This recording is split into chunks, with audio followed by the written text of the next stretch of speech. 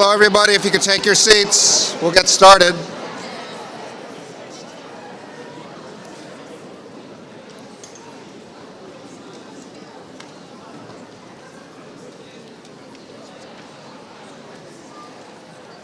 So, welcome, everybody. I'm Steve Call. I'm the Dean of the Columbia Graduate School of Journalism, and we are here to celebrate you. Congratulations to the class of 2019.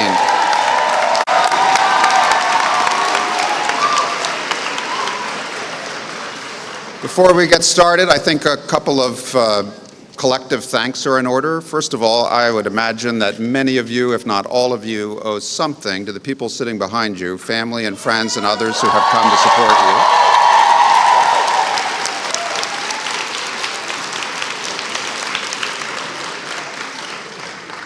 And in the 6 years I've been here, one thing I've really come to understand in real depth is that what this school is really about are the connections that form in a very short and often very intense period between the people who are sitting down there and the people who are sitting up here. It's really as simple as that. And so I know that the faculty felt like this was a fantastic group of students this year, and I would imagine maybe some mutual appreciation would be in order.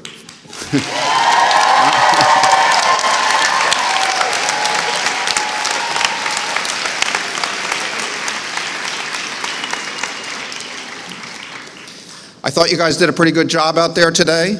Those of you who are outside, we're small but mighty on that in that environment.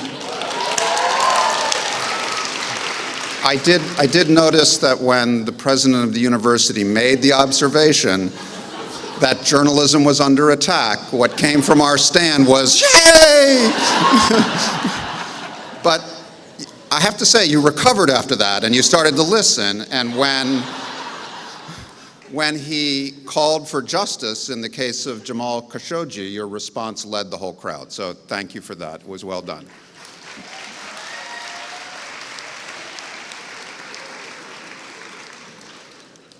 All right, so enough from me. I'd now like to introduce Karen Toulon, who is the Alumni Board Chair. She's a longtime reporter and a graduate of the class of '85. She has served the school in many ways since she left it, coming back to run our alumni connection board and to be a great advisor to myself and others on the 7th floor. She's currently the editor of Global Content and Talent Development at Bloomberg News. So please welcome Karen.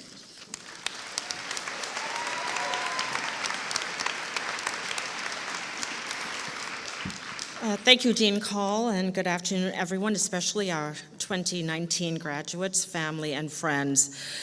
In my role as Alumni Board Chair, it's been my honor to speak at the J-School graduation for the past 3 years. I cannot thank Maria Newman, Emily Schneider, and everyone connected with the Alumni Affairs Office enough for all they do for all of us. Unfortunately, my role at the end of the summer, I will rotate off of the alumni board in the chair capacity. So this class, your class, is the last class that I will address in this role at graduation.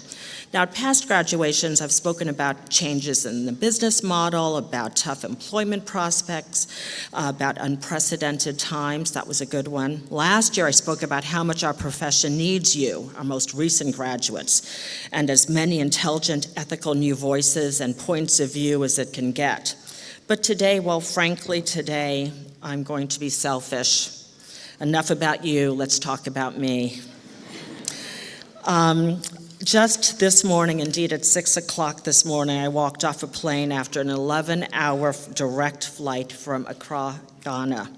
I raced to Bloomberg, grabbed a cup of coffee, picked up with some work I had started in the car ride from JFK, jumped on a board call. Later, I changed my clothes, very glamorous, in a bathroom stall after convincing myself that the wrinkles in my clothes that had also been to Africa would either fall out or would go unnoticed, or that hopefully you all would have something else to do than focus on the wrinkles in my clothes.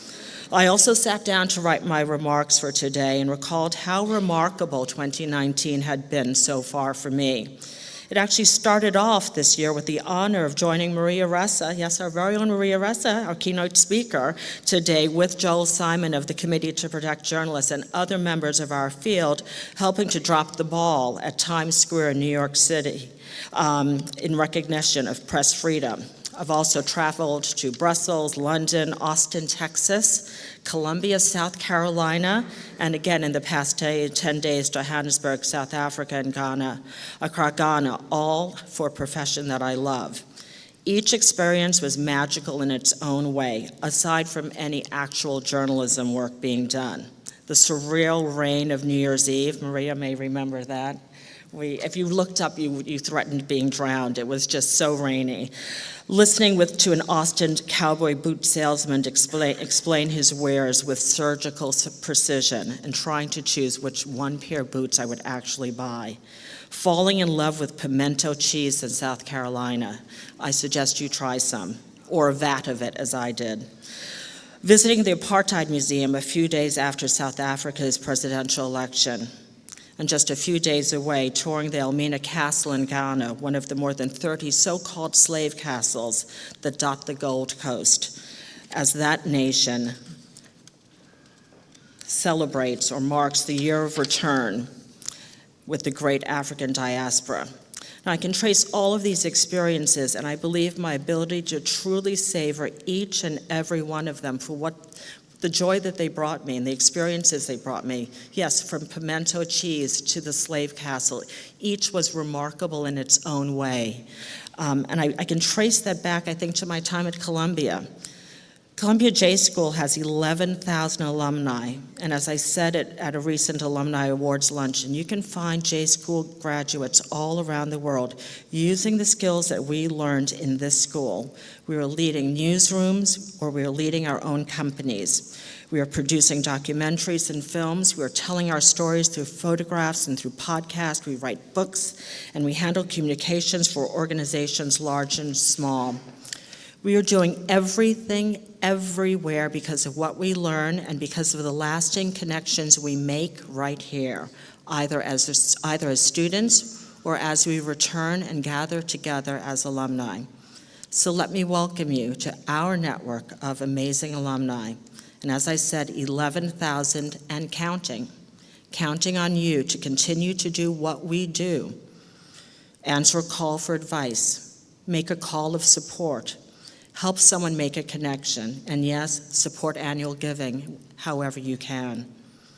Your first assignment as alumni, it involves a party, because yes, who doesn't love a party? If you're in the area this summer, there are plans for a get-together for recent grads in New York, so do check your email, Facebook pages for details. So please do keep in touch. And again, please accept my congratulations, class of 2019.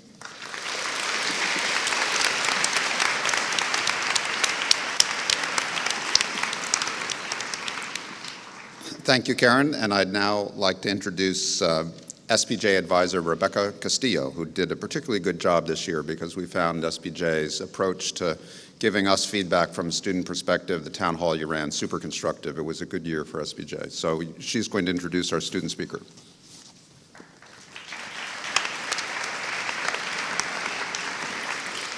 Hello. The Society of Professional Journalists is an international organization of reporters for broadcast, print, digital media, and photojournalists who support each other and provide examples of best practices of journalism. They remind us to hold ourselves to the highest standards of ethics, integrity, and getting the story right, as well as advocate for the protection of the First Amendment and its guarantees of freedom of the press, freedom of speech and press through its advocacy efforts. At Columbia Graduate School of Journalism, we have a student chapter of Society of Professional Journalists, SPJ, which is also the de facto student government. All the officers are elected in the beginning of the fall term. At this time, I'd like to ask all members of SPJ to stand and be acknowledged for their hard work for this year.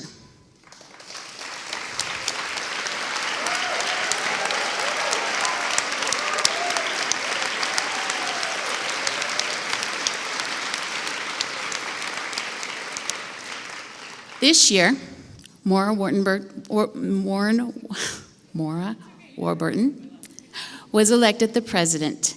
When I asked her why you wanted to be present. Why do you want to be president?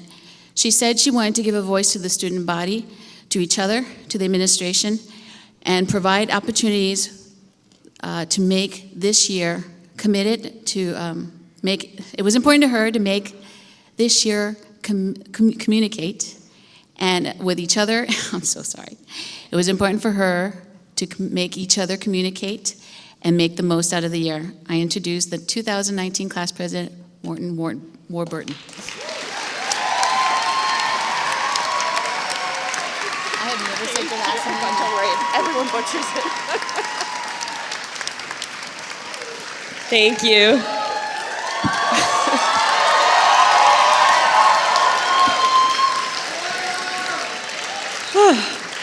Guys, we made it.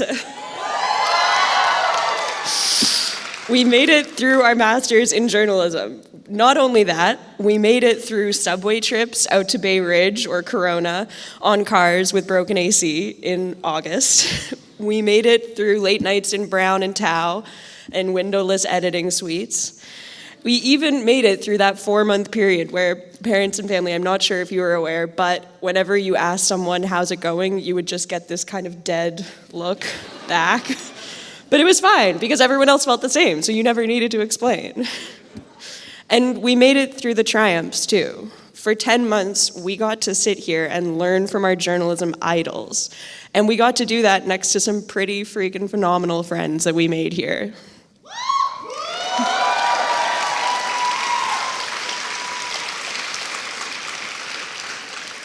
When we stood outside Pulitzer Hall 10 months ago, I think we probably had an idea of what we were getting ourselves into.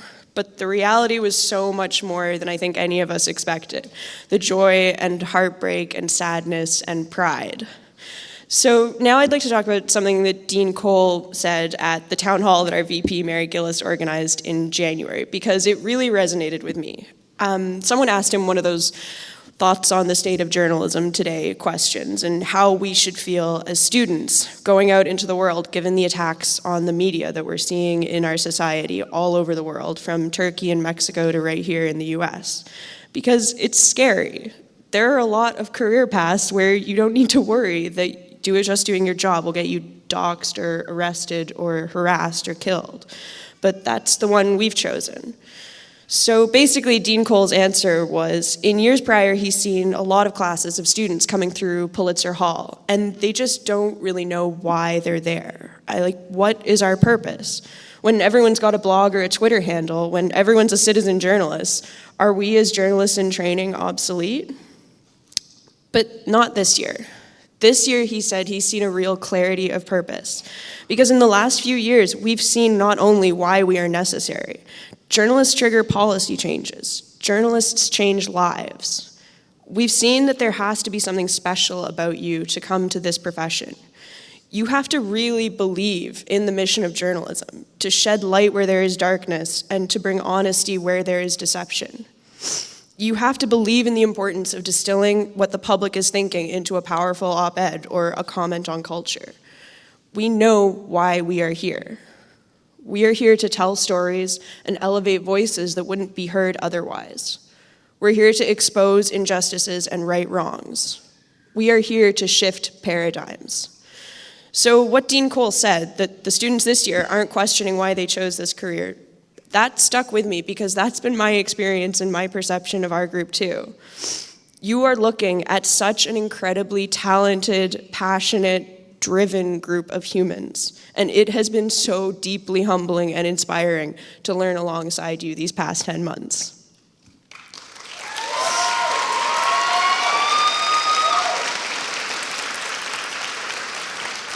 Sitting in class all these months, I was consistently, and I know I'm not alone, consistently blown away by the work we were doing. Seeing my classmates' names in the high watermarks of journalism like the New York Times and Vox and the AP and the Forward and Forbes, I could keep going. Publishing books before they'd even graduated. None of that was a surprise. Yes, you can cheer.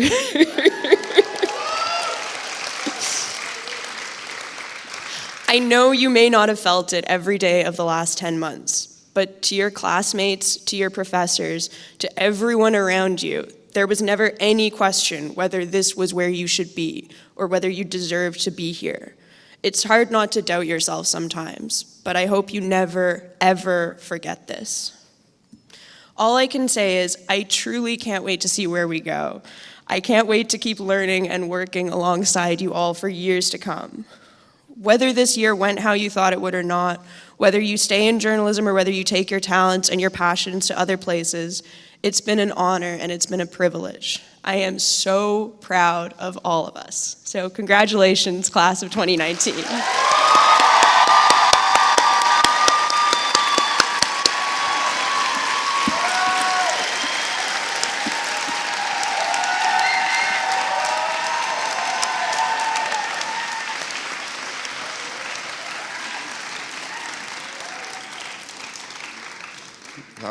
That was inspiring, and now comes another source of inspiration, our honoree and keynote speaker.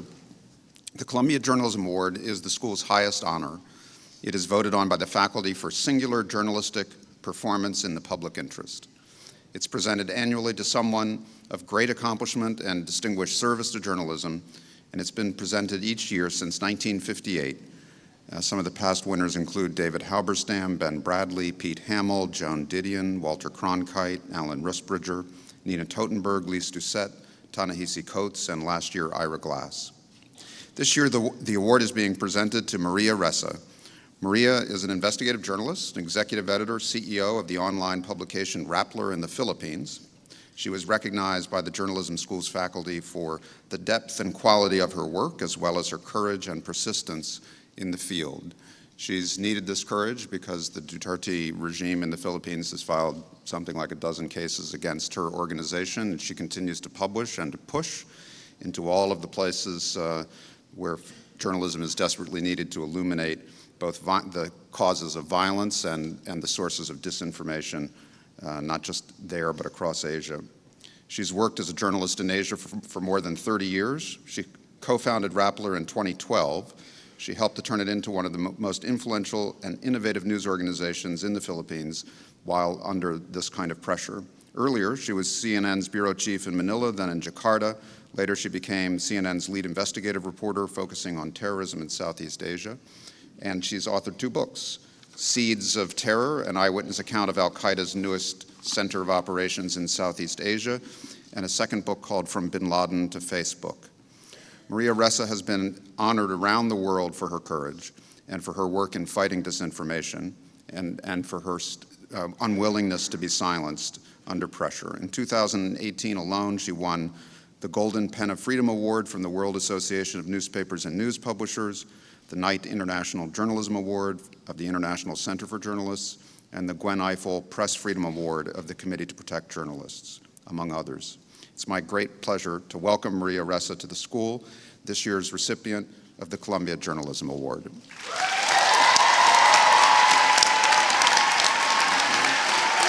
is yours. I'll take it to your seats so you don't have to hold it. Thank you. Do that. I'll take this.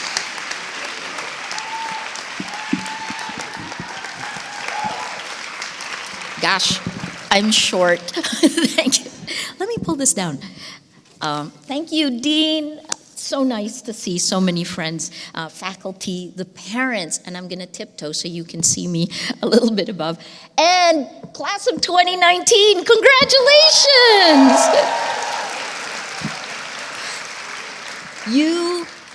It's so wonderful to hear Maura's speech before me. You are graduating at this crucial moment in history when journalists all around the world are under attack because we hold the line, because we live our mission, because, as Time magazine wrote, we are the guardians of truth. There are consequences to your choice to be here, and it sounds like you know what they are. You are joining the front lines. So let's be clear about that. I know this firsthand. On February 13th,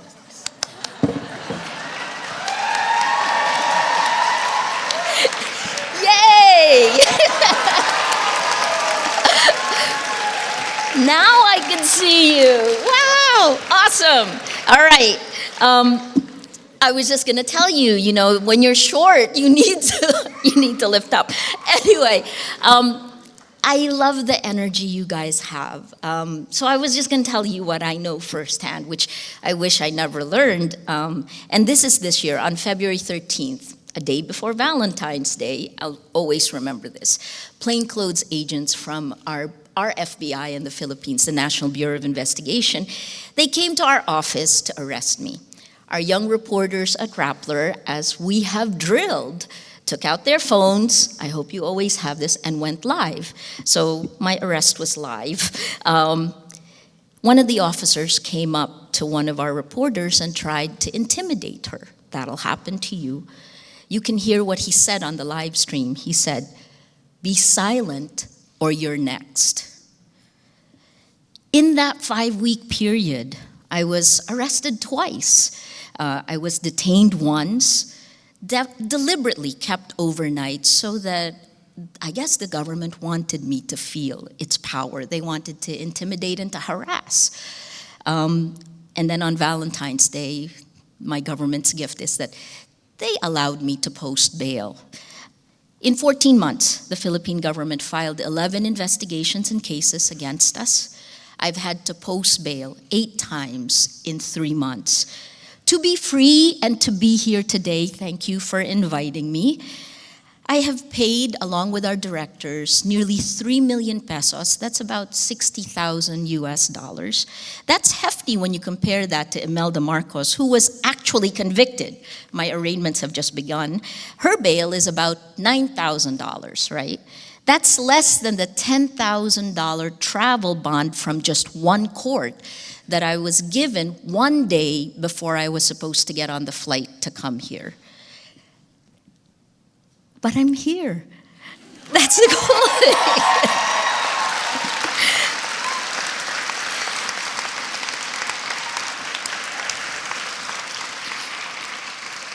The battle for truth. This is at the heart of protecting our democracies. We know, have always known, that information is power. And these times, as you join us at the front lines, these times prove that. Propaganda has always been around. Everyone will tell you that. But we've never felt it like today because technology has enabled mass manipulation at a scale I could never have imagined. At its heart is this creative destruction of our information ecosystem. Exponential attacks online are a new weapon unleashed against journalists and activists around the world. It is personal, it is psychological, it is meant to pound you to silence. In 2016, after a series exposing the Philippine government's propaganda machine, we called it Propaganda War, I was pounded by the hour by an average of 90 hate messages. That's per hour, right? This is asymmetrical warfare, information operations, and it comes directly to your cell phone. No news organization, no one can protect you from that. Since 2/3 of your graduating class are women, go Columbia. Since 2/3 are women,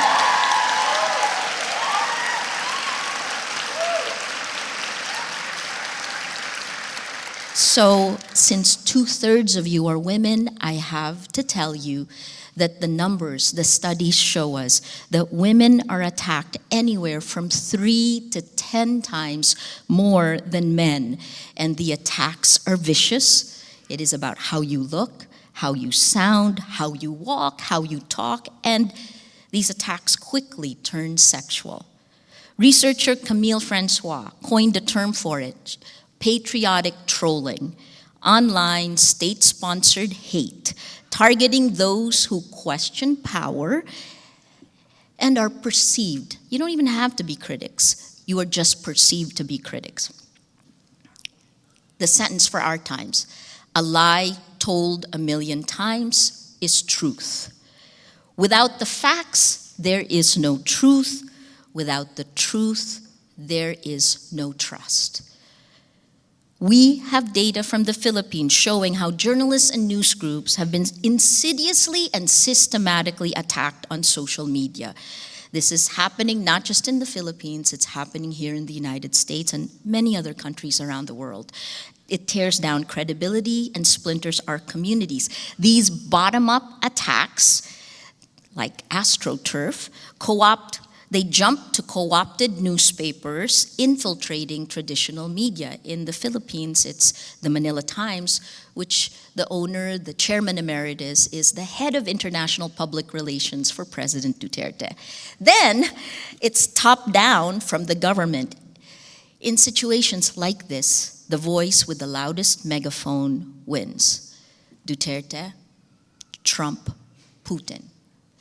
At the heart of all of this destruction are American social media technology platforms. They've taken away the gatekeeping powers of journalists, but they've neglected the responsibilities. They are now the world's largest distributor of news, allowing lies to spread faster than facts.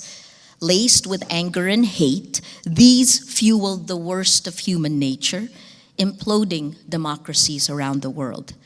This is death by 1,000 cuts. Like an accelerant in a fire, they help elect populist and authoritarian-style leaders. In the case of the Philippines, it helps maintain the popularity of our president. He's very popular. It's trumpeted exponentially on Facebook, astroturfing and creating a bandwagon effect that actually had an impact on our midterm elections. Just last night, our new senators were elected, and for the first time since 1938, that's 81 years, since 1938, not one opposition senator is joining the Philippine Senate. By now, your parents are saying, "What are my kids getting into?" Your kids, the future journalists, the journalists joining us today, you will have the greatest job in the world. And you will have the power to create a new and better world. You probably won't become billionaires like Morehouse. I can't pay for your student tuition here. I wish I could. But I promise, because of the time you're graduating, you will be leaders. Leadership requires courage, and I hear that you heard about courage yesterday from Margaret, but there are many different kinds our industry and our world today needs. Now more than ever, we need leaders who have courage. I heard from Myra, you already know journalism is a calling. It tests you physically, mentally, and spiritually. The first type of courage, I think, is the easiest one. And I'm going to go back in time to what brought me to journalism. You know, as a war zone correspondent, courage was about going in when others were leaving and staying with the story, because being there makes a difference. It's about being responsible for the actions and the lives of the people who follow you, your team. And because you take that responsibility, making sure your choices go beyond your own selfish interests. Then there's the second, inner courage, self-control. Fighting your own anger and fears, now more important than ever, because that's what's being attacked, right? When you're a leader, you can't afford to lose it. Whether in Indonesia, East Timor, Kashmir, or Pakistan, conflict reporting requires presence of mind and clarity of thought. You can't do that if you're lost in emotions or in a blame game when things go wrong. All of that is a waste of time and energy. And if you wallow in emotions, you'll make the wrong decision. Save it for later, solve the problem first. From something as basic as last-minute information coming in before a live shot, you absorb it, instantly organize it in your head, maintain clarity of thought for the big picture to deliver the information in the simplest way possible when the anchor tosses to you. That's the easy test. A harder one is staying present tense on coverage. Like the time a bomb exploded in Pakistan and my cameraman rushed towards it. I remembered the way the terrorists operated and pulled him back, asked him to come back. Sure enough, a few minutes later, a second larger bomb exploded, harming those who were drawn by the first one. Or one of the toughest moral choices I've had to make, this time in East Timor. It was in the final days of the Indonesian military scorched earth policy when they were killing pro-independence supporters. My team and I were leaving the capital, Dili, to head to Suai, which is about 4 hours away. We were about halfway there when we stopped for gas, and a source came running to our car. He asked for a ride back to Dili because he said he was being hunted. He feared for his life. I couldn't turn the car around because we needed to get to Suai after these reports of violence. I couldn't bring him with us because it would take him directly to the military and make my entire team vulnerable. Our first responsibility was to get the story for our global audience. So I told him we would pick him up that evening on our way back to Dili. He would just have to last a few hours. We came back, it was dark. We were an hour late. He wasn't there. And only later would I find out he had been killed. In situations of anarchy and war, Steve knows this, it's hard to distinguish right from wrong. There is only your mission, the purpose you were there.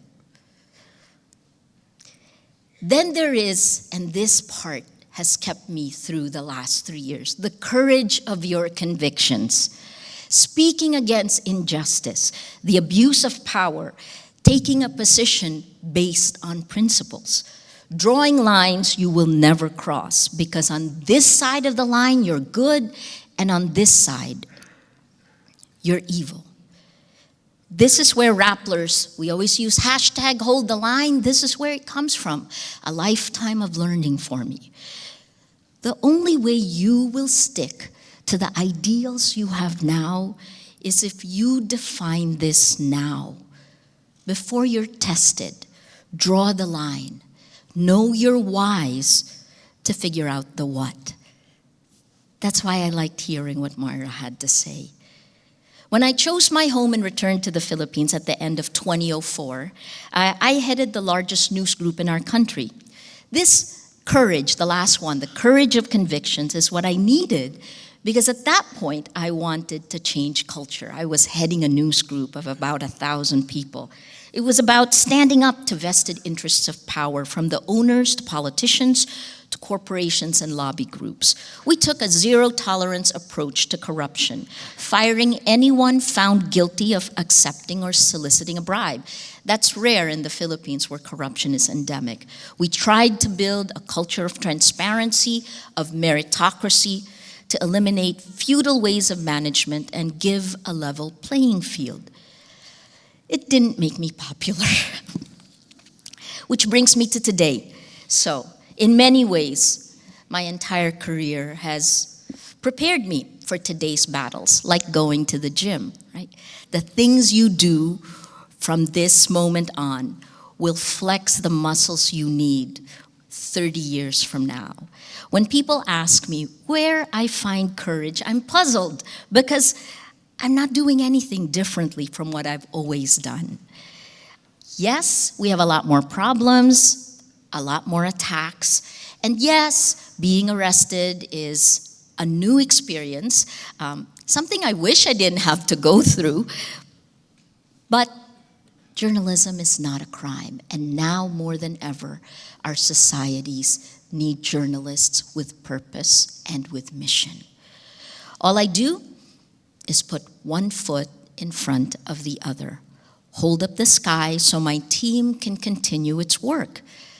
It's just my bad luck that the baton was passed to me at this moment in time, because this is the time when standards and ethics matter.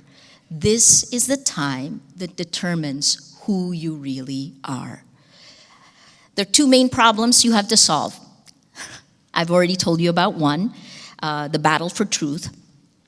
But this is larger than just one organization, one country. This is how geopolitical power players are using technology to manipulate facts, create new realities for power, right? This is what they're after. I always joke that in the Philippines, after President Duterte announced in 2016 that the Philippines would pivot from the United States to China and Russia, Russia, well, now takes care of B2C. If you're looking at doing a startup, B2C, they're going directly to the consumer, using information warfare, first against its citizens, then in Ukraine, and now it is global. China is B2B, giving the Philippine government video surveillance equipment, for example. That was just announced a few months ago. The second battle you will be in is something all news groups know today. The media business model is dead. The lion's share of digital ad spend is going to the technology platforms, the same companies that have enabled the attacks against truth, the attacks that will happen and come your way. So where do we find hope? Hope.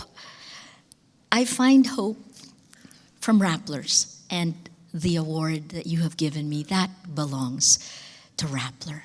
It's the way our sales and research teams defined a new business model that has pushed us quarter on quarter, 200% up this year versus last year, using techniques our investigative journalists used to find disinformation networks.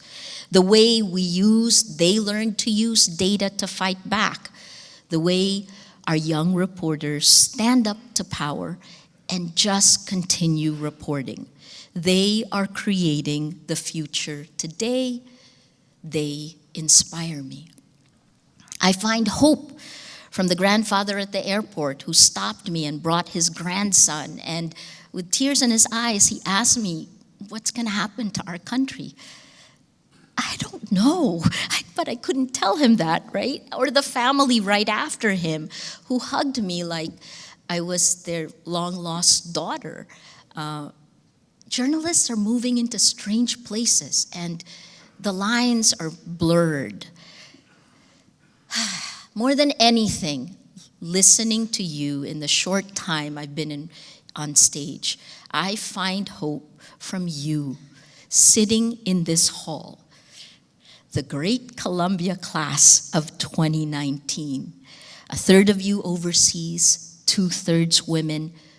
I heard, Moira, the idealism that you have. I want to see you infuse that idealism into our industry, into our mission.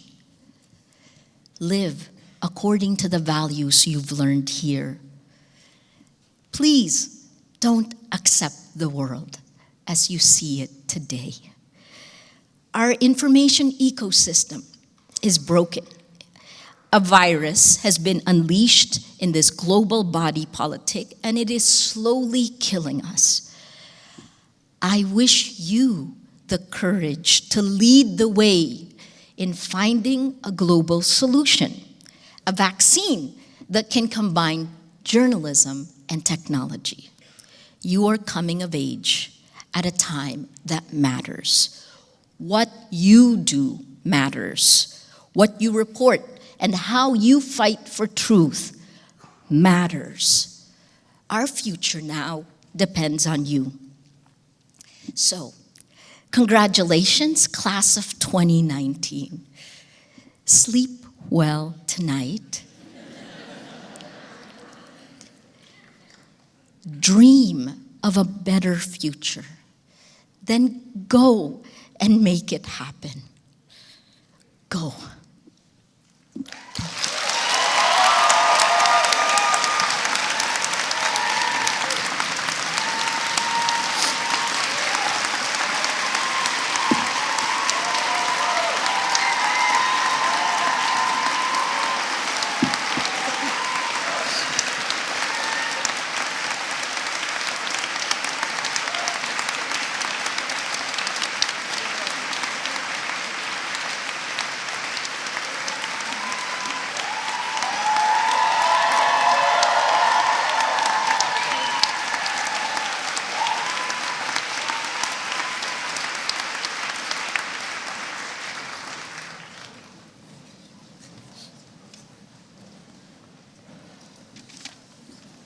thank you, Maria, for that remarkable talk and, of course, for your example.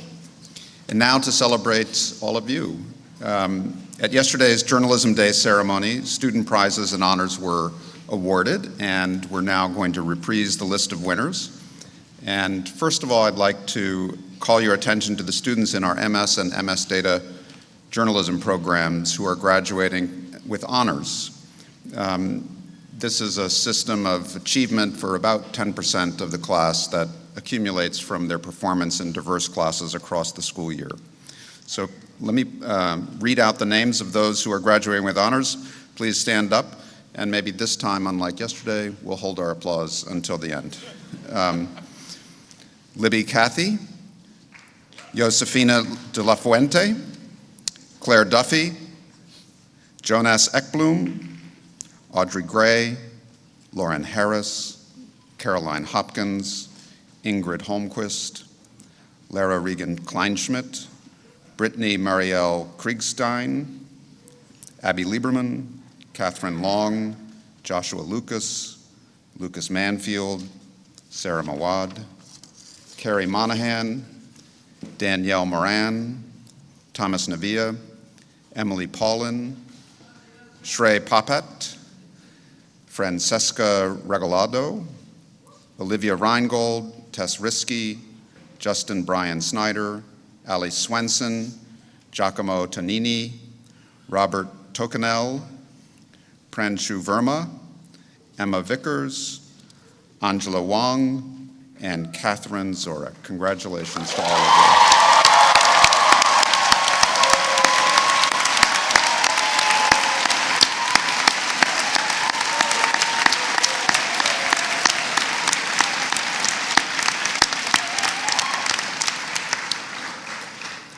And now I'd like to reprise the winners of the awards that we presented, student awards, yesterday, so that parents and guests can share those honors with us. Again, as I call your name, please remain standing, and we'll repeat that excellent performance of holding applause.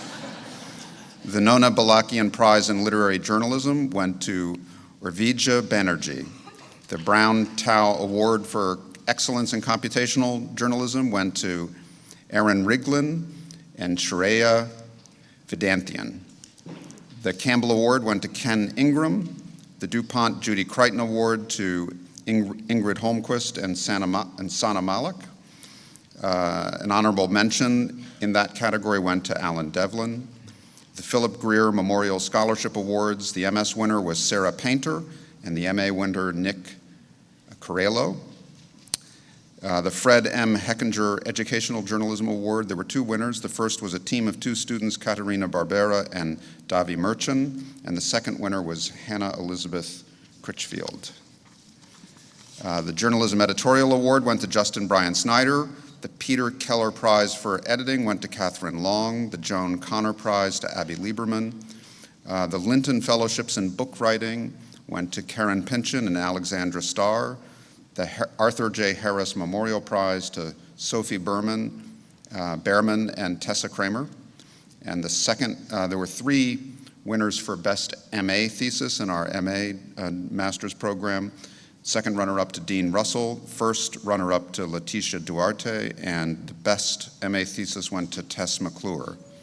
The Melvin Mencher Prize to Hannah Critchfield, the Henry N. Taylor Award to Emily Paulin, the James A. Weschler Memorial Award to Francesca Regalado, and the second Weschler Award to Brett Backman and Samantha Josephine Stokes, and the third to Marcus Lim, and finally, the Lewis Winnick Prize went to Sophia Qualia.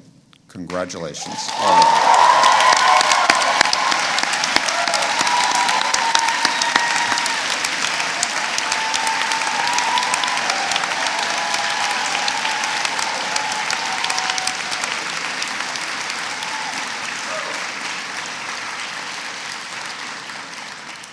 Finally, I want to reprise the announcement of the 5 Pulitzer Traveling Fellowships, which are part of Joseph Pulitzer's founding legacy to the school.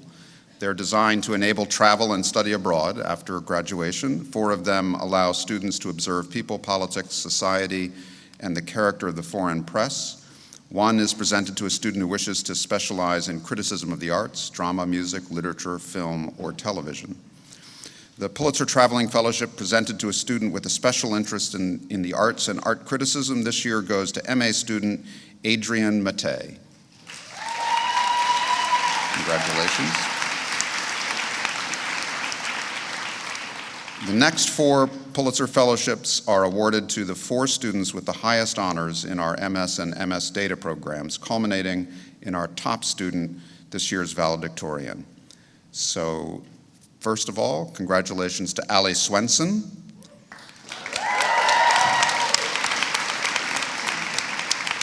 The next fellowship goes to Libby Cathy.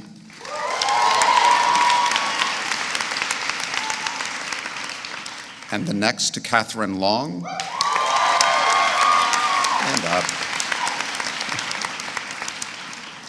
And finally, it's my pleasure to announce the final fellowship, which goes to the top graduate of the class, our valedictorian, Lauren Harris.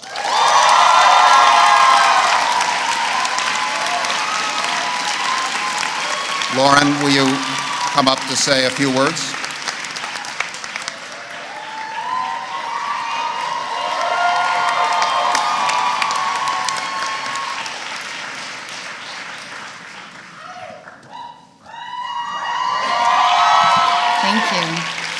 I'll probably never do anything so terrifying as speaking after Maria Ressa. So, good afternoon, faculty, friends, family, and class of 2019. In addition to anyone I didn't name in that list, Dean Huff came up to me yesterday after the award ceremony and said, "Should I plan on you speaking at grad tomorrow?"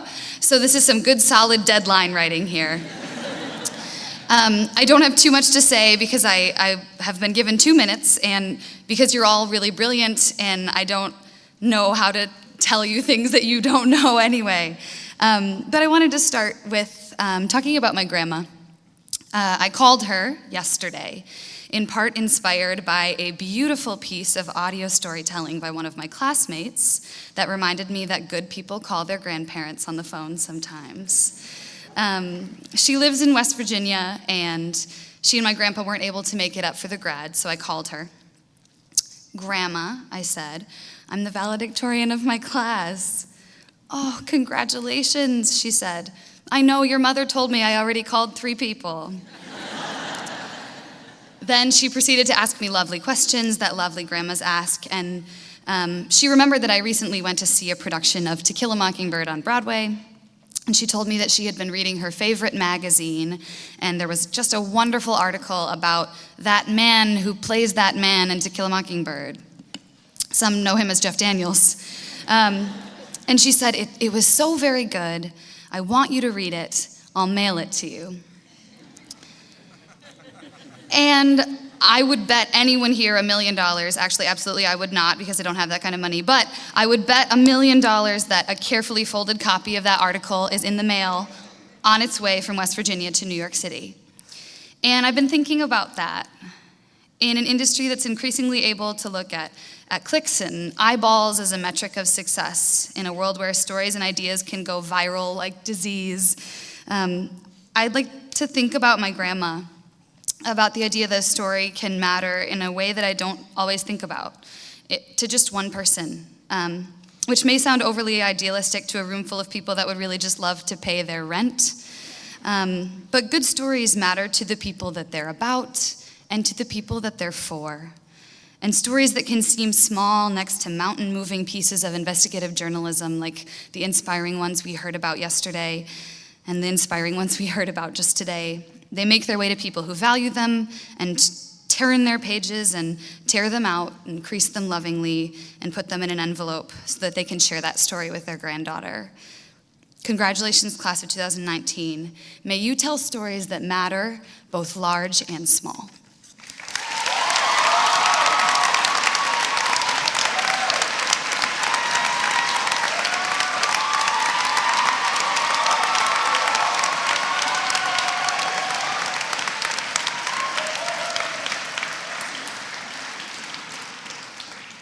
Congratulations, Lauren. Now to the main event, the awarding of degrees. I'd like to ask our Dean of Students, Ernest Sotomayor, to come to the podium, and we'll start the big parade.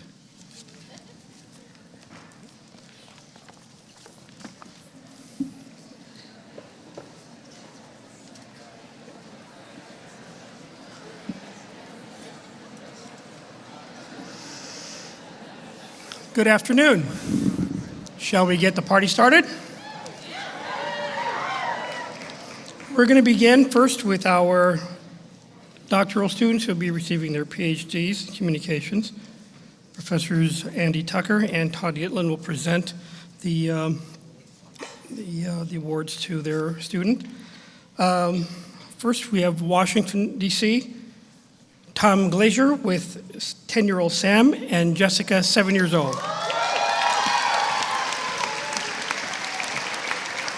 Congratulations.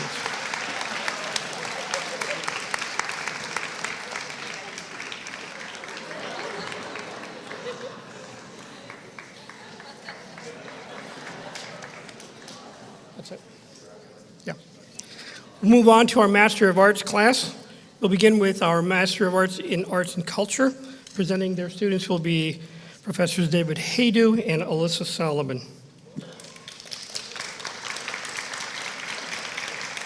From Singapore, Urvija Banerjee. From Fairhaven, New Jersey, Ali Gravina.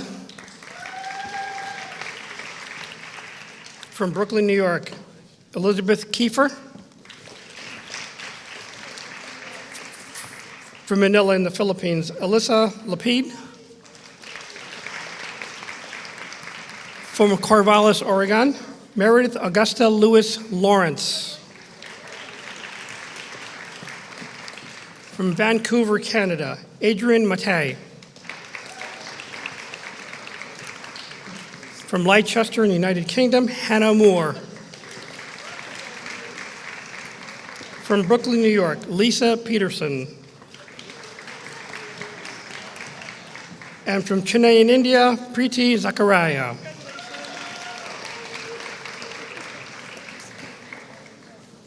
Professor Winnie Kelly will present the students in the business concentration.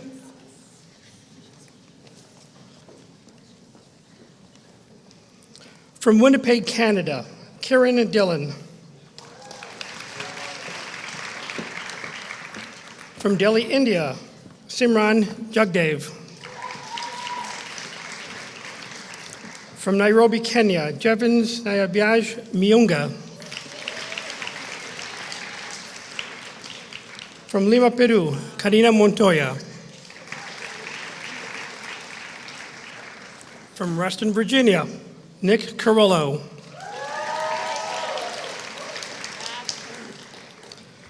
From Bhubaneswar, India, Siladitya Ray.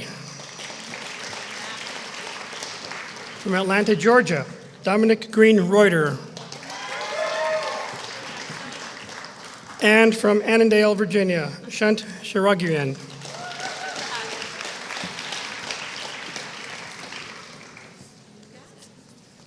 Professors Nick Lemon and Sandro Stilla will present their students in Master of Arts in Politics.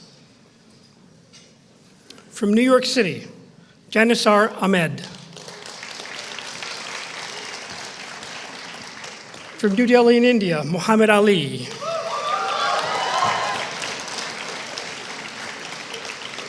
From New York City, Laura Diamond. From Porto Alegre in Brazil, Leticia Duarte.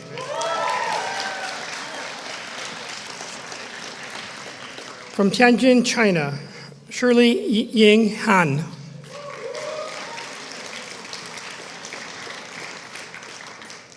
From Sao Paulo, Brazil, with 4-year-old Laura and 2-year-old Francisco. Oh, Francisco stayed home. Flavio Machado Ferreira. Francisco's sleeping. From Berkeley, California. From Berkeley, California, Tessa Kramer. From New Delhi, India, Ridhima Malhotra. From Wellington in New Zealand, Tess McClure. From Sao Paulo, Brazil, Esteban Muniz.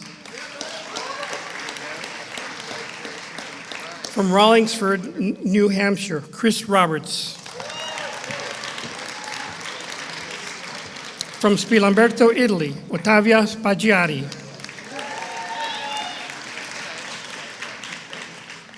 From Alberta, Canada, Zoe Todd. And from Hong Kong, China, Wena Wong.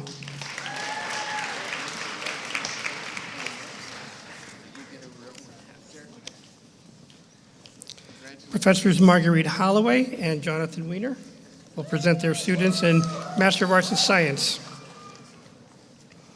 From Santiago, Chile, Sandra Gutierrez. From Nova Scotia, Canada, Kenneth Ingram. From both Minsk in Belarus and Brooklyn, New York, Olga Loganiva.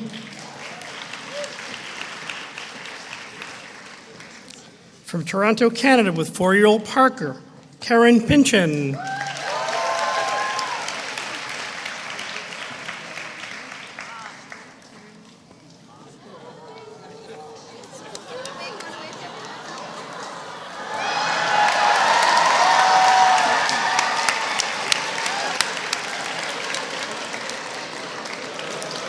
They always steal the show.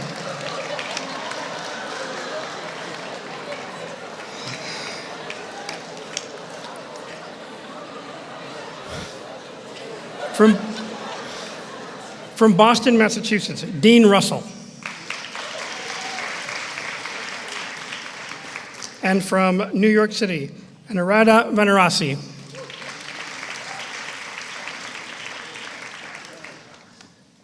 We'll present our Knight Badgett Fellows in Business in Financial Journalism. The program director, Raju Narasetti, will present his fellows. From Somers, New York, Manit Ahuja. From Athens, Greece, Danos Dimads. From Kabar Sawa in Israel, Dor Glick. From Bethesda, Maryland, Jenny Gross. From Dayton, Ohio, Kavita Kumar. From Dresher, Pennsylvania, Mark Maurer. From Rockford, Illinois, Alicia Parlapiano. From New York City, Casey Sullivan. And from Colorado Springs in Colorado, Alicia Wallace.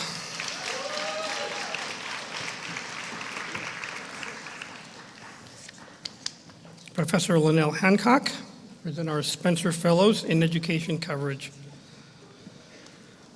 From Chicago, Illinois, Kaylin Belsha. From New York City, Emmanuel Felton. From Brooklyn, New York, Kyle Spencer. And from New York City, Alexandra Starr.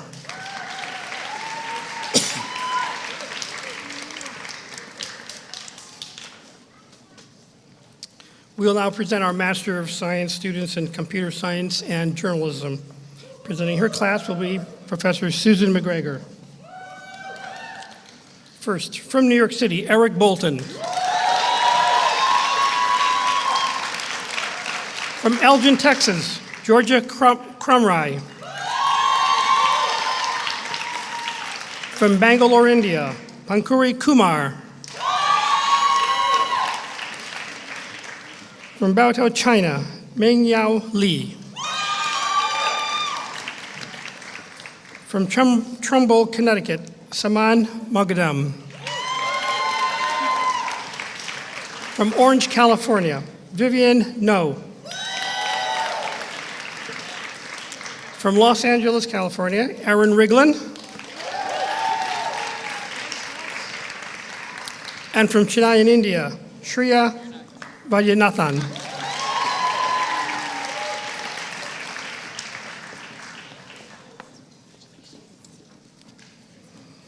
We'll now present our inaugural class in Master of Science in Data Journalism. Professors Laura Muha and Jonathan Soma will present the class. From Helsinki, Finland, with 6-year-old Fila and 4-year-old Aro, Päivi Alirescu.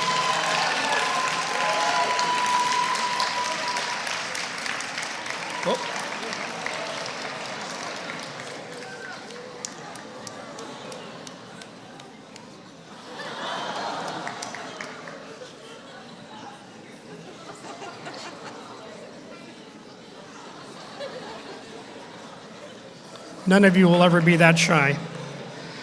From Delran, New Jersey, Matthew Albasi.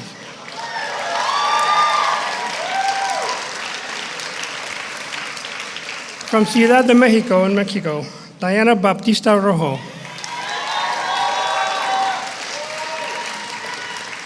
From Miranda de Ebro in Spain, Adrián Blanco Ramos. From Marlborough, New Jersey, Zachary Elkwood. From Guangzhou, China, Hong Yuanqi. From Dalian, China, Huihua Li.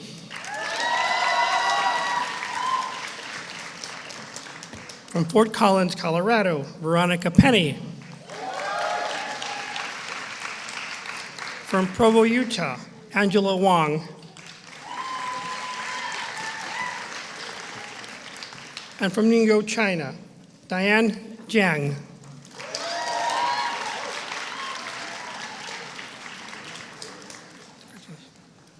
I'd like to read the names of our documentary filmmaking students who will remain with us for one more semester.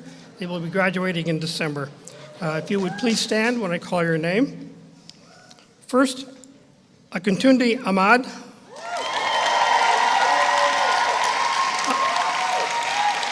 Anaka Adikara. Diana Chen. Hannah Elias. Sarah Jenks. Dustin Jones.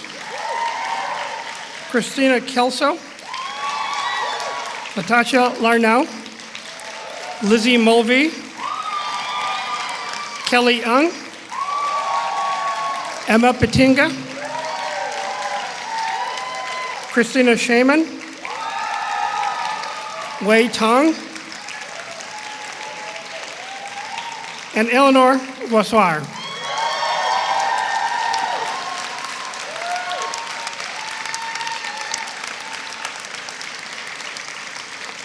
Professor Betsy West and Paige Williams will present their class.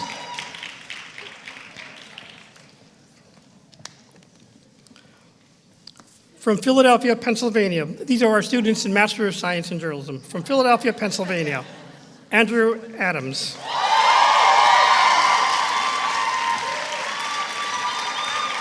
From Tel Aviv, Israel, Amir Baron.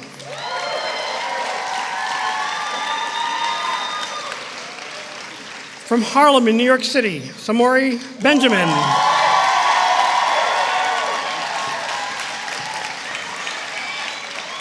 From Little Rock, Arkansas, Libby Cathay.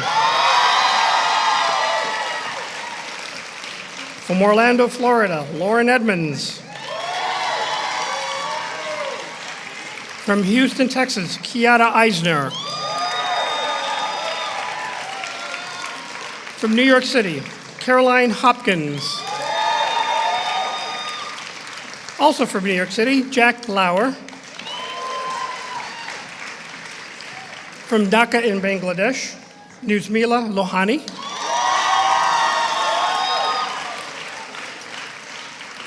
From Monroe, New York, Kelsey Ann Neubauer. From Lagos, Nigeria, Ore Ogunbiyi.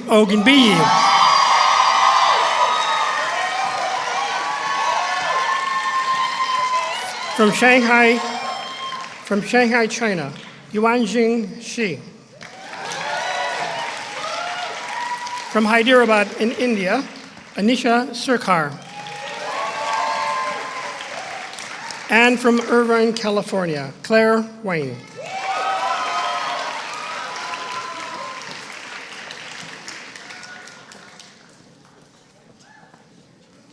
Professor Danielle Alarcon will now present. From Montreal, Canada, Rebecca Ward.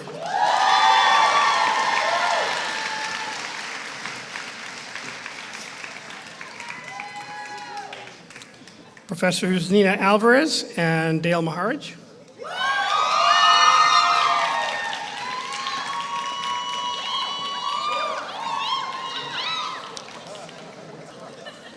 From New York City, Xiang Sheng Warren.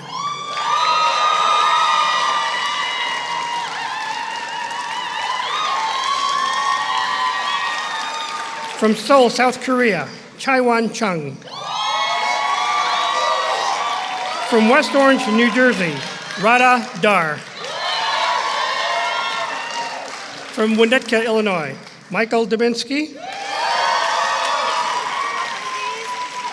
From Pasig City in the Philippines, Caleb Galarraga.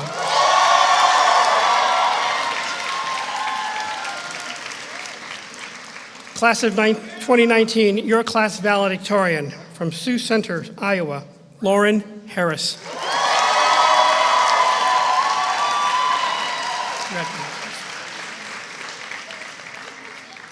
From Bryn Mawr, Pennsylvania, Maura Lavelle.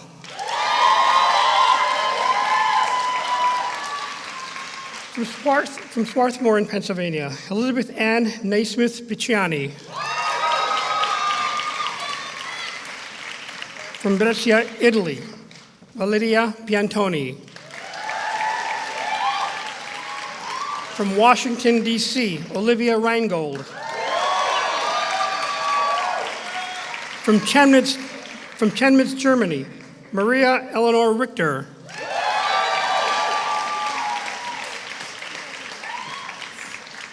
From Los Angeles, California, Camilla Imani Rodil Willis.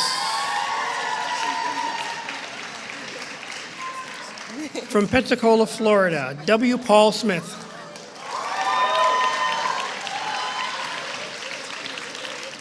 From Hong Kong, Theodora Yu.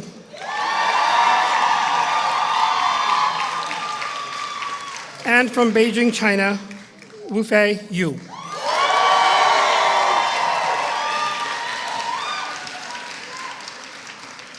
I'd like to call up Professor Dolores Barclay.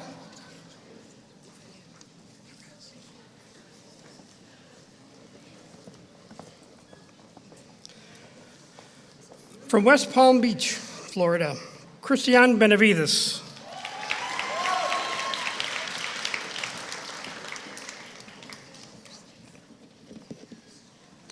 From Rivervale, New Jersey, Gregory Gottfried.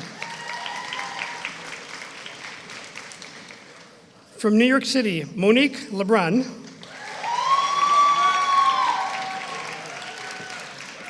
From Bogota, Colombia, Carlos Macias.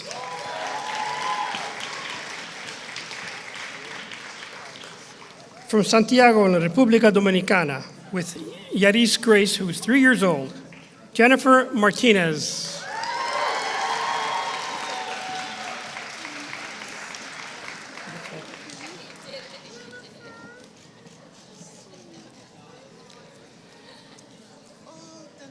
From Garnet Valley in Pennsylvania, Bianca Pierte.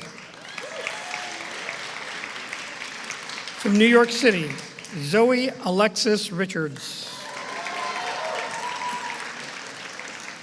From Brooklyn, New York, with 8-year-old Brianna Brooks. Oh, not here, okay. Jamila Delisa Robinson.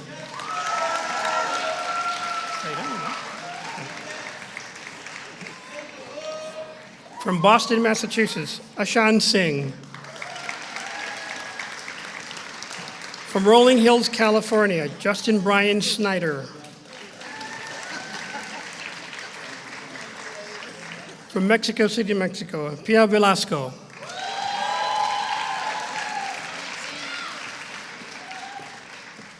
From Philadelphia, Pennsylvania, Catherine Zorick.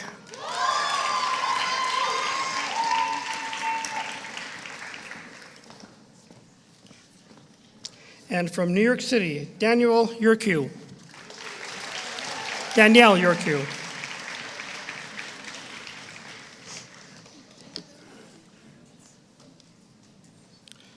Dean Sheila Cornell will present for Helen Benedict. From Mount Olive, New Jersey, Myrna Al-Sharif.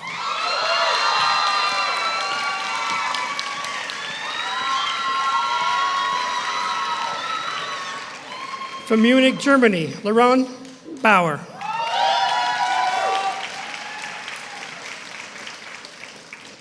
From Norwood, New Jersey, Janice Bian.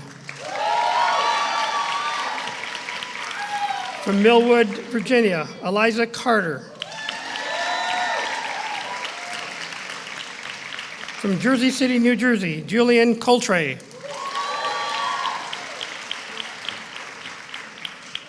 From San Luis Obispo in California, Claire Duffy. From San Diego, California, Monica Hayter.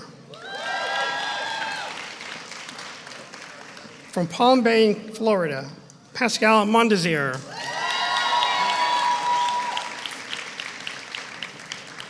From Khobar in Saudi Arabia, Rawan Nasser.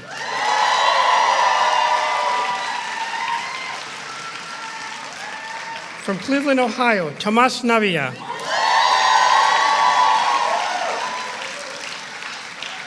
From Mendham, New Jersey, Camille Peterson. Whitmore Lake in Michigan, Andrew Thomas Saunders. From Washington, D.C., Cosima Schreiber. And from Vancouver, Canada, Grace Shao.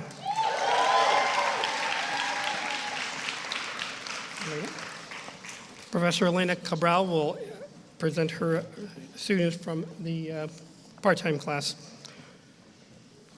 First from Fort Lee, New Jersey, Diana Cho. From Abingdon, Maryland, Lauren Elizabeth Cook. From Doylestown in Pennsylvania, Elizabeth Donovan. From Cleveland, Ohio, Madeline Claire Foley.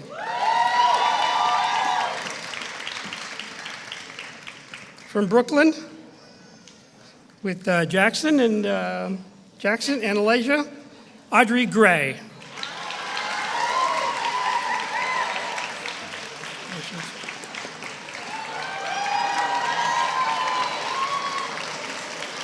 They're still cute.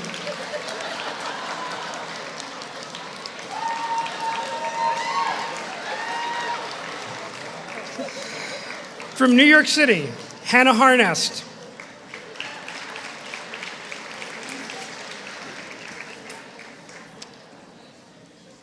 From Mahomet, Illinois, Nicole LaFond. From Berkeley Heights, New Jersey, Danielle Moran. And from New York City, Christine Schauser.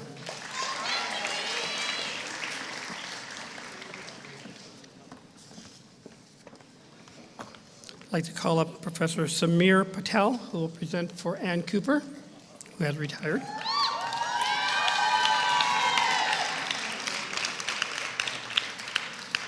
From New York City, Samara Ahmed.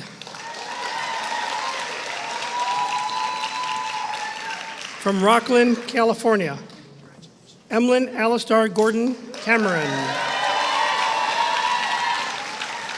From Normal, Illinois, Hannah Elizabeth Critchfield. From Lancaster, Pennsylvania, Hallelujah Hadero. From Beijing, China, Mingming Melody Zhang.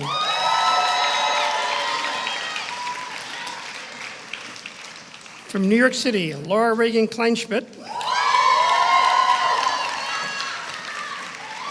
From Manila in the Philippines, Isabel Lee. From Jakarta, Indonesia, Conchita Margaret Wijojo. From Berkeley, California, Farah Otero Ahmad.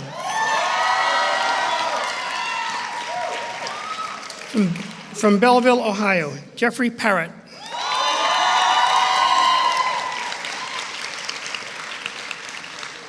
From Atlanta, Georgia, Ali Patillo. From Flint, Michigan, Andrea May Sahuri.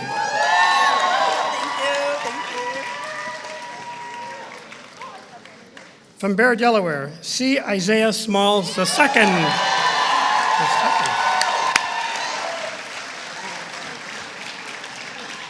From Serbia, Italy, Giacomo Tonini. And from Cold Spring Harbor in New York, Emily Barbara Tyree.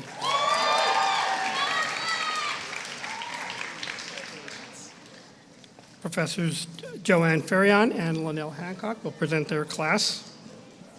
From Eau Claire, Wisconsin, Brett Bachman.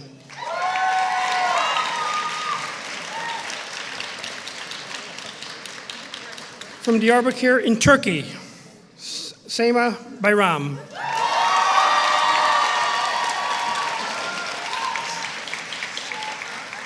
From Nairobi, Kenya, Aliyah Chowdhury. From Pittsburgh, Pennsylvania, Tristan Chimini.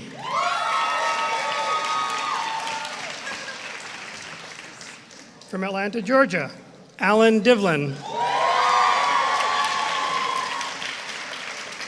From Sacramento, California, Olivia Eubanks. From London in the United Kingdom, Max Horbury. From New York City, Savannah Jacobson. From Lake Oswego in Oregon, Lucas Manfield. From Sao Paulo, Brazil, Beatriz Mular.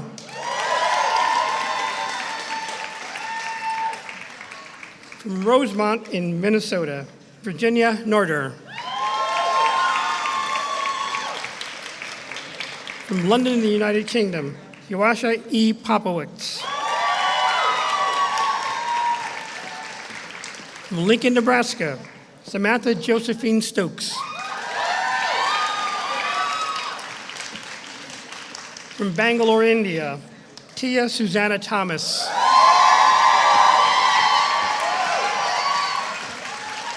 And from Nanking, China, Lifi Xiaoya Yan.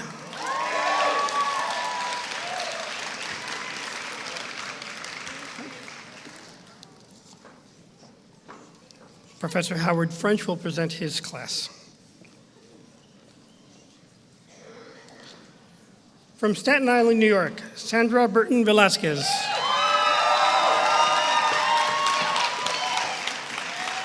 From Hudson, Ohio, Daphne Chen. From Nashville, Tennessee, Nathan Diller. From Milan in Italy, Bianca Giacobono.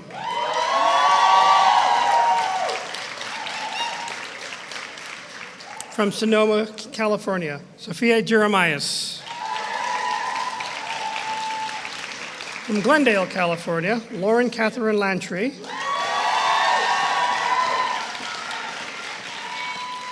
From New Hartford, New York, Judea Lorraine Murray.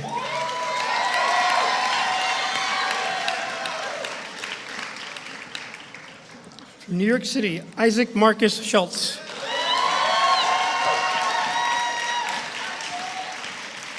From Guanica, Puerto Rico, Jose Sulpulveda.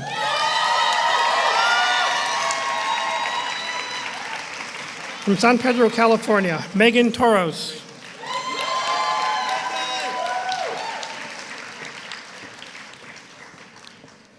From Beijing, China, Tianyang Xavier Wang.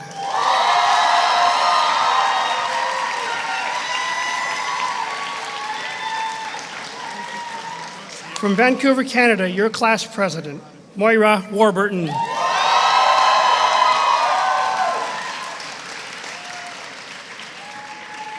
From Wuhan, China, Yang Zi Yi.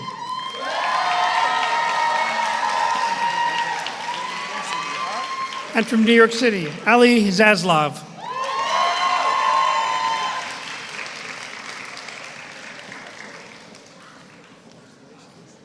Professor Tammy Luby will now present for Ari Goldman.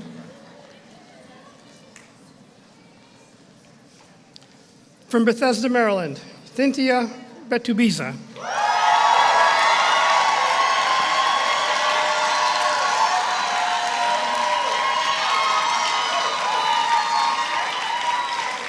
From Bogota, Colombia, Lauren Melena Castro-Lindarte. From Taipei, Taiwan, Joy Zhu Chang. From Sydney, Australia, Isabella Farr. From Chicago, Illinois, Leah Beth Feiger. From Queens, New York City, Albert Hahn. From London, England, Jonathan Harunoff.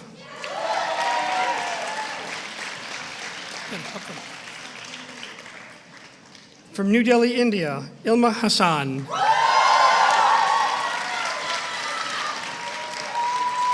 From Chesapeake, Virginia, Stephanie Horton. From Miami, Florida, Jordan Francis Casani.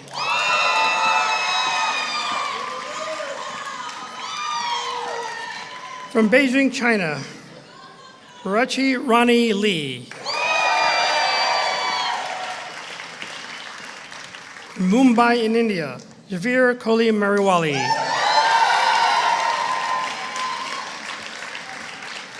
From Port Harcourt in Nigeria, Twebi Beatrice Porbeni.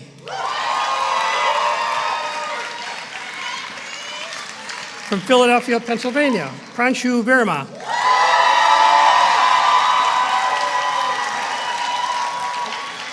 And from Irvine, California, Sarah Weisman.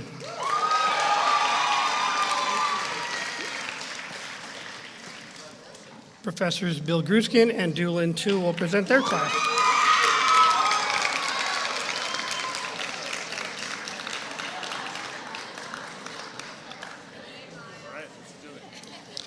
From Chicago, Illinois, Maya Danielle Blackstone. From Santiago, Chile, Josefina de la Fuente. From Paris, France, Paul de Villepin.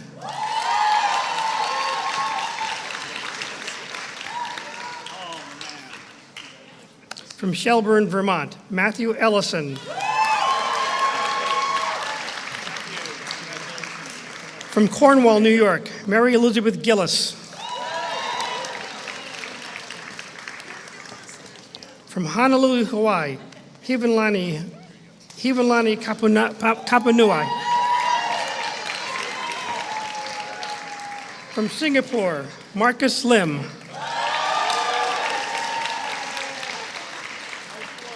From Cupertino, California, Shannon Lin. From Bayside, New York, Jasper Lowe.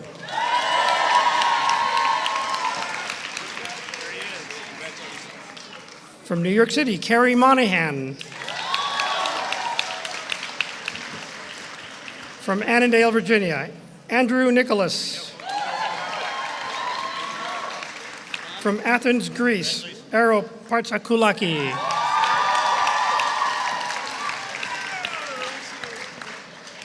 From Torino, Italy, Sofia Quaglia.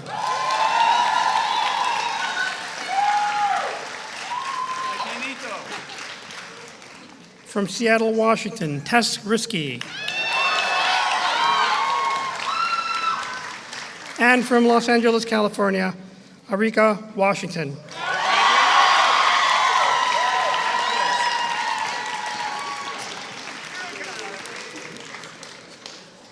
Professor Lonnie Isabel.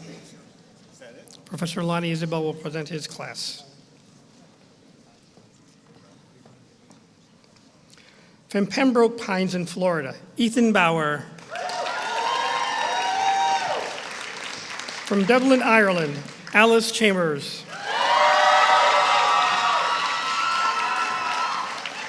From San Diego, California, Alexander Coletta.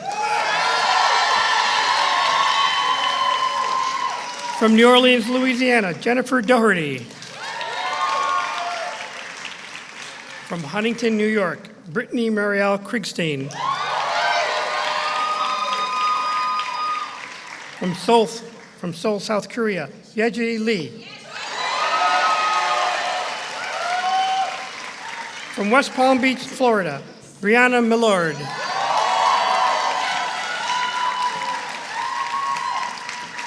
From South Setauket, New York, Cosette B. Nunez Valareso. From Teaneck, New Jersey, Sarah Painter.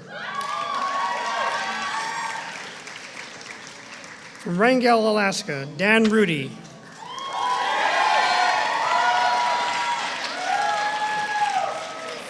From Manila in the Philippines, Francesca Regalado.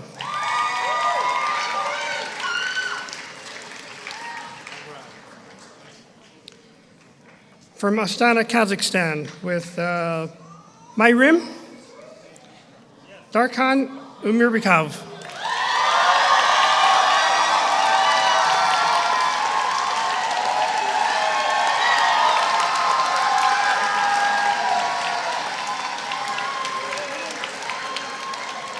And from Clinton, New Jersey, Lisette Voitko.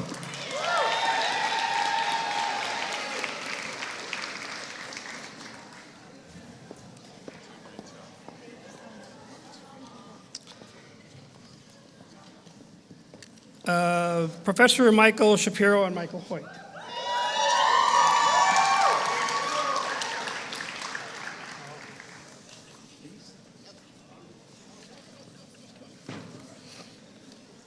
From Hollywood, Florida, Champ Barton.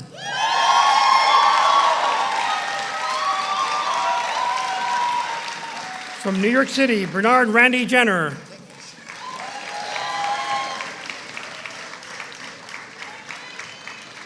From New York City, Sabrina He.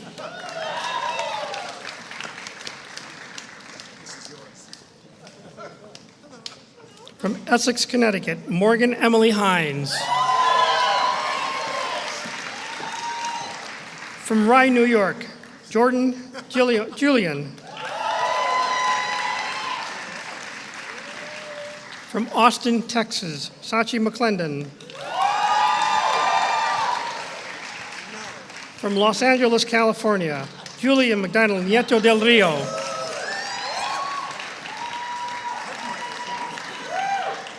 From St. Charles, Missouri, Sarah Ohms. From London in the UK, Shrey Popat.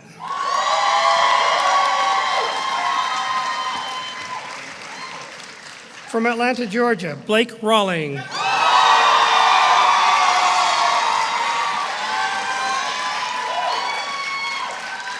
From Panama City in Panama, Andrea Salcedo Yaurado.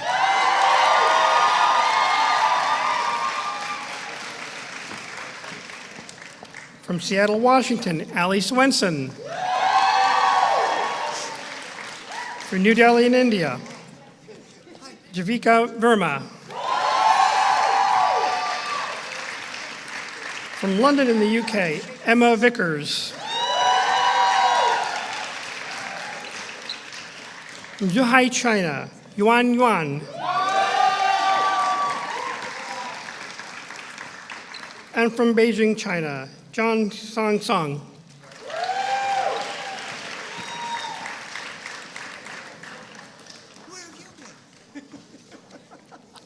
Professors Karen Sabiner and Alexis Clark will present their class.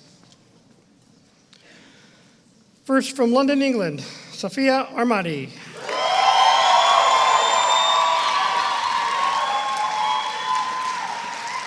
From Singapore, Imad Akhtar.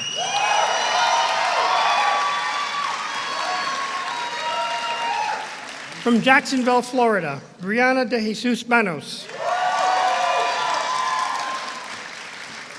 From Cleveland, Ohio, India Jania Duke.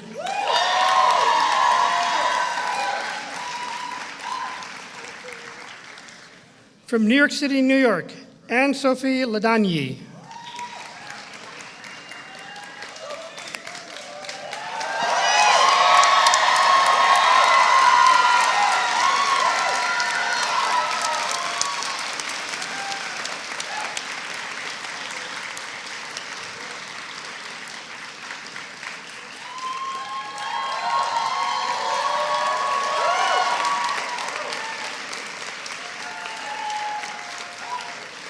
From Arlington, Virginia, Andrew Karpinski.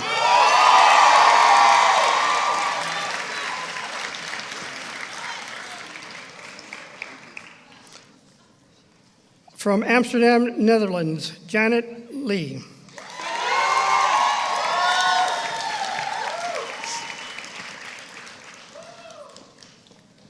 From Melbourne, Australia, Emily Holland. From New York City, Martin Rather.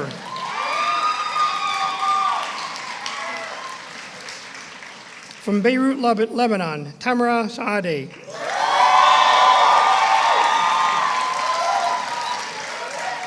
And from Port Washington, New York, Nicole Soviero.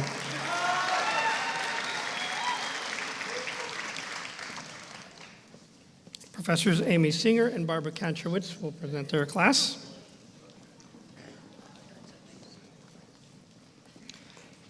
From New York City, Josephine Bradley.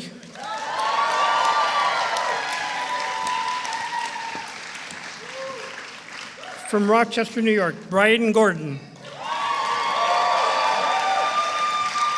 From New York City, Ilana Lynn Gross.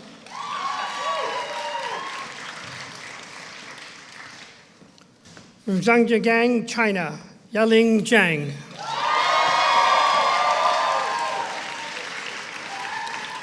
From Vinita, Oklahoma, Chandler Kidd.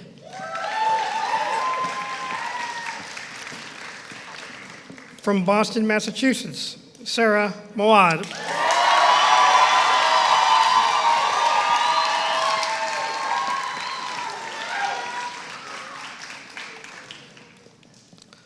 Professors Paula Spann and Dolores Barkley will present their class.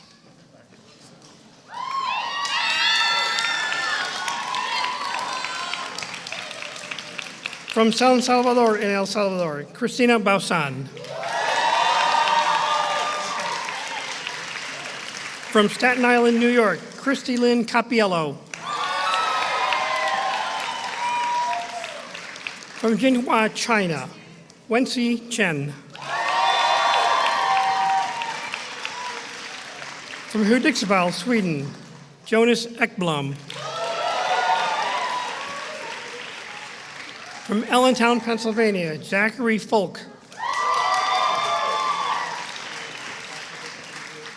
From Memphis, Tennessee, Margaret Green.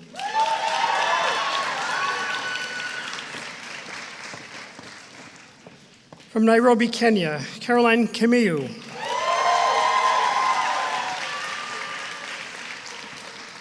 From Singapore, Emily Liu.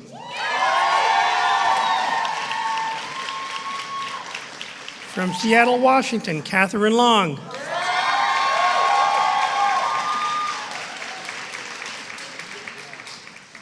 From Chester, Connecticut, Emily Melchinsky.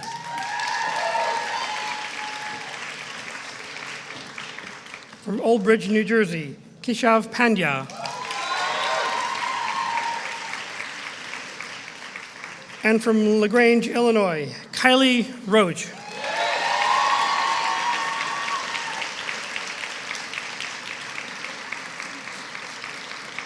Class of 2019, congratulations.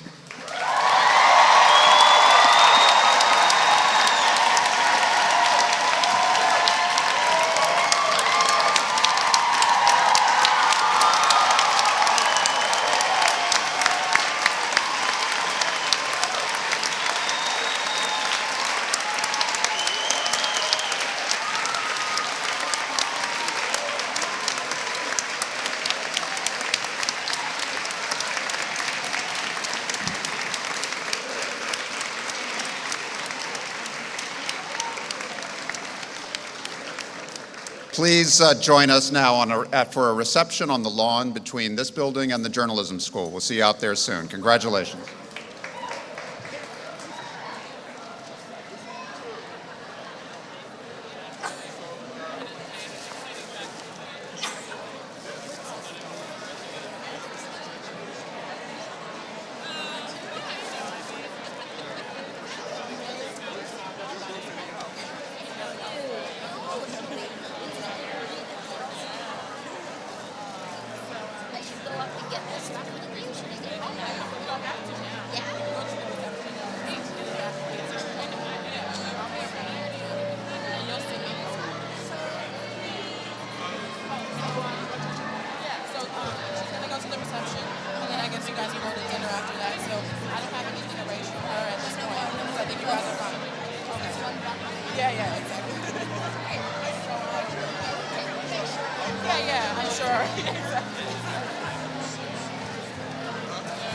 She'll probably be hanging out with you at the reception for okay.